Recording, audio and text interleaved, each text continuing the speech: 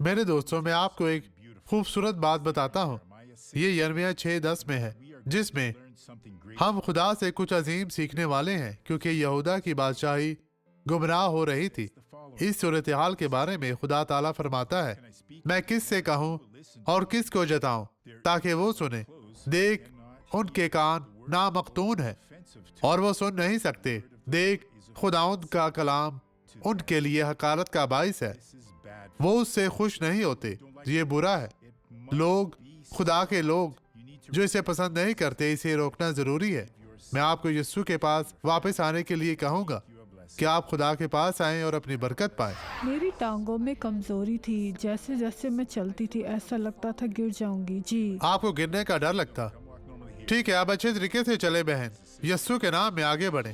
خداوند آپ کے ساتھ ہے. ٹھیک ہے، تھوڑا آپ ٹیڑھی ہو کر چلتی تھی، لیکن اب سیدھا ہو کر چلیں، کیونکہ یسوع نے آپ کو شفا دی ہے. او خداوند خدا، ہم تیرے شکر گزار ہیں اس ساری برکت اور اس سارے فضل کے لیے. آمین. ٹھیک ہے، اچھے طریقے سے چلیں. چلیں میری بہن، چلیں چلیں، چلتی جائیں، چلیں. خداوند آپ کے ساتھ ہے. ڈرے نہیں، ڈرے نہیں. اپنے جسم کو سیدھا رکھیں مسیح کے نام میں.